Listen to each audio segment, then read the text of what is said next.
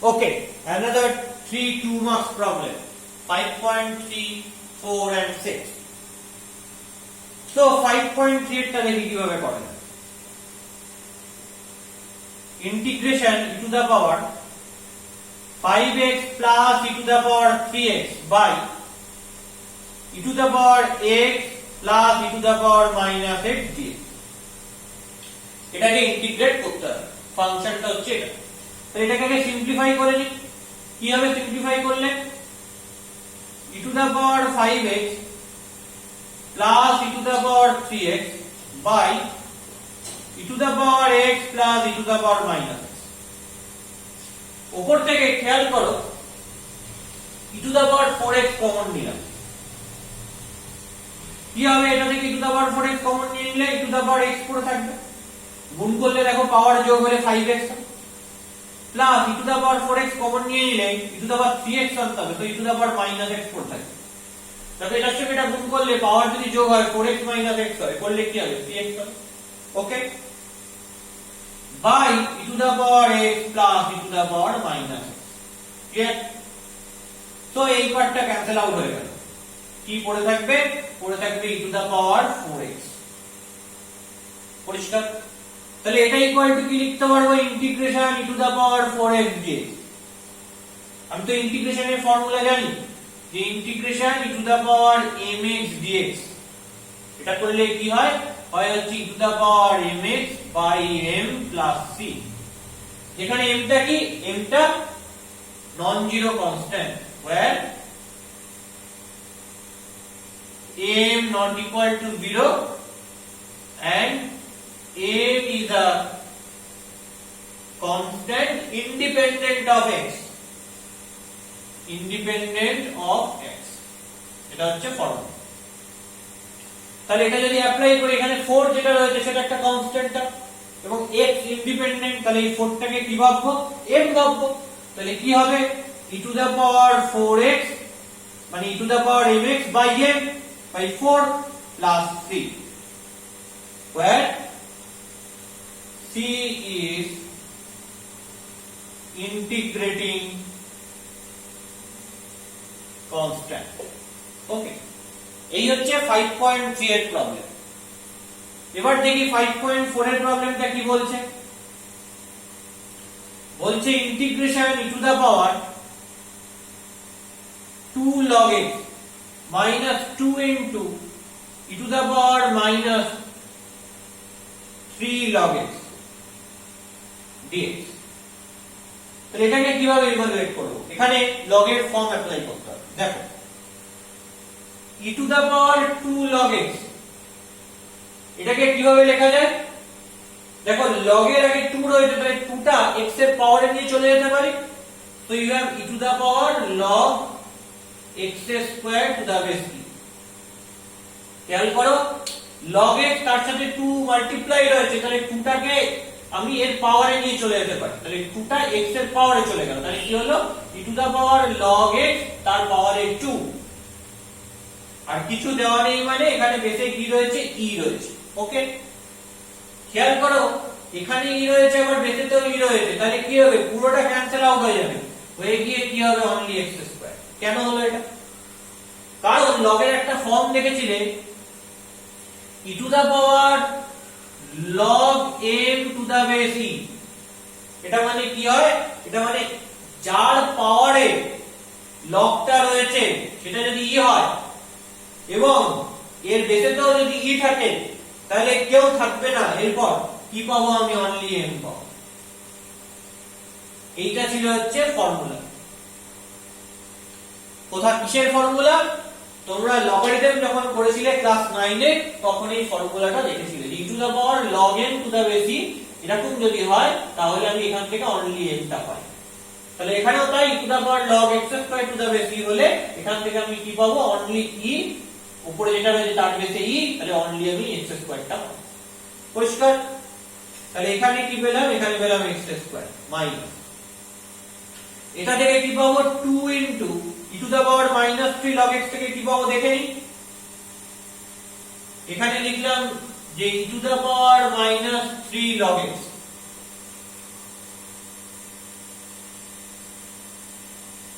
পরিষ্কার? এটাকে লিখতে পারি e to the power log x minus যেটা পুরো আছে তাহলে x এর পাওয়ারে চলে যাবে, আর কিছু দেওয়া নেই মানে বেসে কি রয়েছে, বেসে e রয়েছে, তাহলে e তার পাওয়ারে এটা log এবং তার বেসে তো e, তাহলে কি হবে পুরোটা চলে যাবে, গিয়ে কি পড়ে থাকবে only x to the power minus 3 পড়ে থাকবে। ঠিক আছে, তাহলে এইটা থেকে কি পাবো, এইটা থেকে পাবো only x to the power minus 3 dx।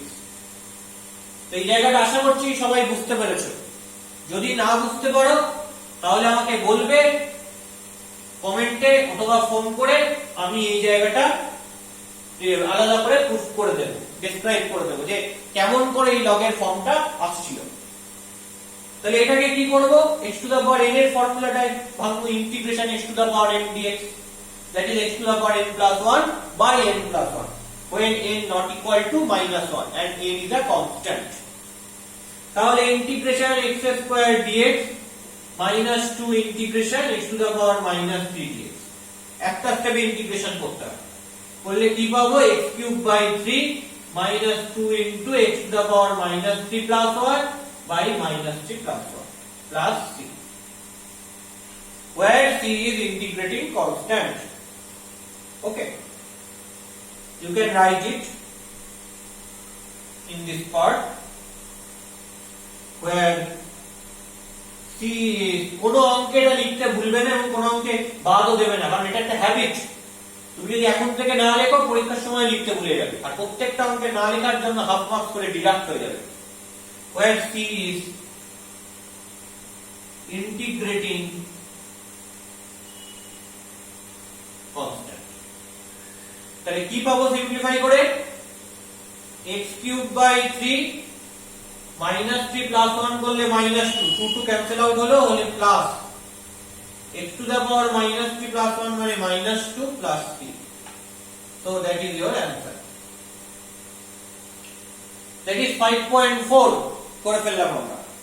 Next আমরা কিসে যাব, নেক্সট আমরা যাব নাম্বার 6, নেক্সট আমরা করব নাম্বার 6 এর প্রবলেম। Let's see about number 6।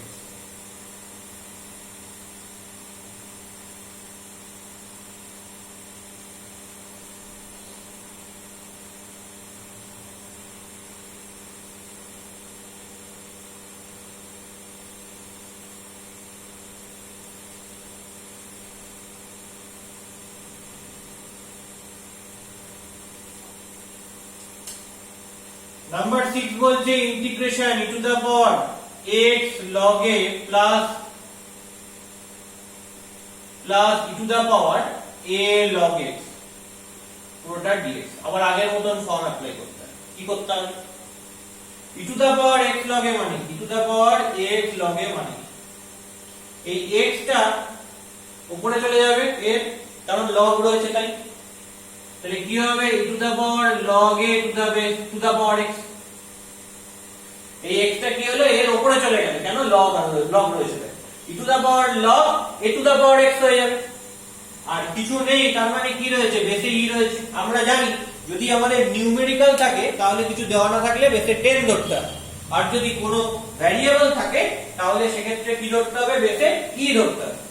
তাহলে এখানে কি রয়েছে, e রয়েছে, আর তার পাওয়ারের লগ, আর লগের বেসেও কি রয়েছে, e রয়েছে, তাহলে কি হবে, আমরা ultimately a to the power x পাবো। কেন পাবো a to the power x, কারণ এই ফর্মুলাটা সবার জানা, এই e to the power log m to the base e equal to m, এটা লগের ফর্ম। তাহলে এখান থেকে কি পাবো, integration a to the power x plus, এটা করলে কি হবে দেখি similarly e to the power a log x, তাহলে এই a টা x এর পাওয়ারে চলে যাবে, তাহলে কি হবে e to the power log x to the power a, কিছু নেই মানে বেস e, তাহলে এখানে e পাওয়ারের log তার বেসে, তাহলে কি পাবো শুধু x to the power a পাবো এই ফর্মুলা থেকে।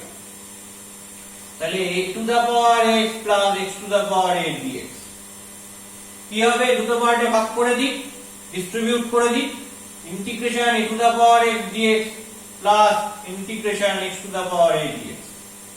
Integration a to the power x dx এর ফর্মুলা কি, a to the power x by log a to the base c, এখানে এটা কিন্তু must be not equal to 1, তো এখানে লিখে দিই a not equal to 1 plus x to the power এর ফর্মুলা কি ছিল, এটা x to the power n এর ফর্মুলার মতো, যেখানে n টা একটা কনস্ট্যান্ট ছিল এবং n টা -1 হতো না।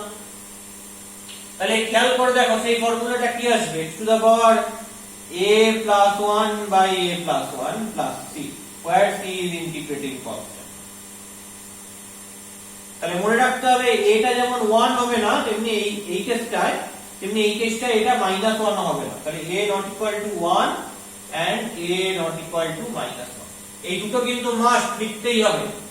কারণ এই দুটো যদি তুমি না লেখো তাহলে কেউ বলতেই পারে যে এটা তো 1 হতে পারে, তাহলে এটা আনডিফাইন্ড হয়ে যাবে। আবার কেউ বলতে পারে এটা তো -1 হতে পারে, তাহলে এই পার্টটা আনডিফাইন্ড হয়ে যাবে। So you must write a not equal to 1 and a not equal to -1. Clear? So that is your answer. এটাই হবে তোমার answer.